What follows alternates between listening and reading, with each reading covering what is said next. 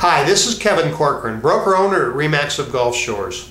You know, everywhere we go, whether it's a Little League ballpark or the grocery store or out to a social setting, people want to know, hey, how's the real estate market? Well, of course, we're all anxious about that. So I thought I'd give you an update on how the first 4 months of 2012 have been going here along the Alabama Gulf Coast. This report is based on the Baldwin County Association of Realtors MLS database, and it's based on the geographic regions of Gulf Shores, Orange Beach, Fort Morgan, and Perdido Key. And it's for the first 4 months, once again, of 2012. Here's the last 24 months of sales by month along Pleasure Island. There were 40 single-family sales to occur in April of 2012. Of those, 1 in 5, or 20%, were distressed, which means a foreclosure or a short sale authorized by the bank. Here's our inventory over the same 24 months. As you can see, over the last 4 or 5 months, it's been steadily increasing. Of that inventory, 11%, or 1 in 9, are once again a distressed property, a foreclosure or a short sale. Here's those same 24 months, but let's focus in on the first 4 months of 2012.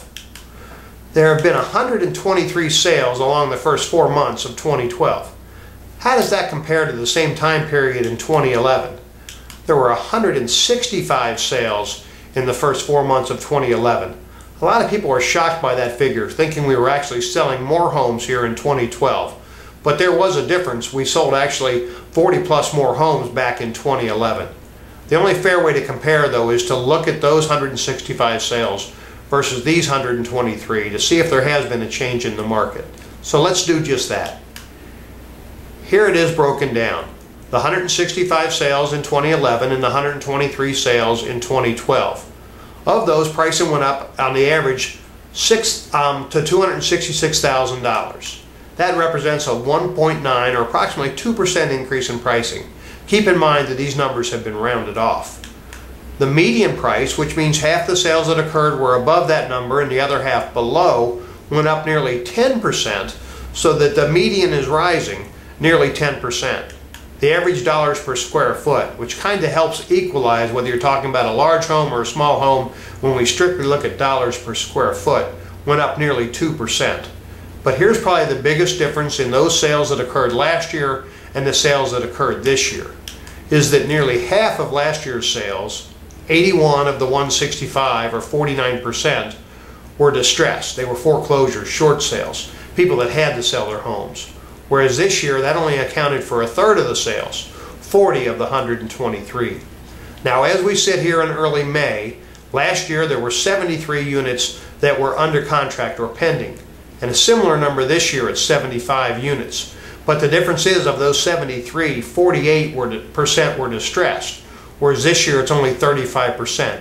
So the distress, the foreclosure, and the short sales are gradually working the way out of the system.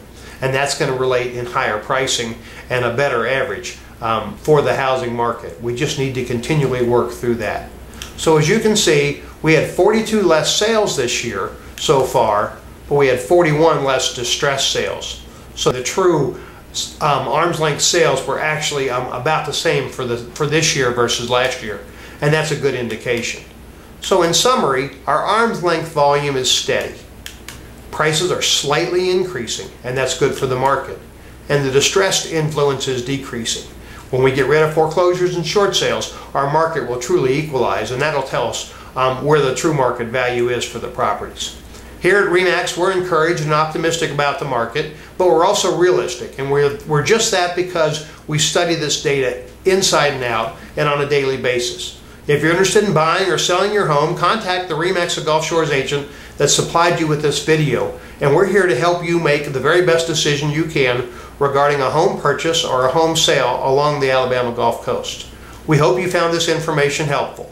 Thanks for watching this video, and have a great day.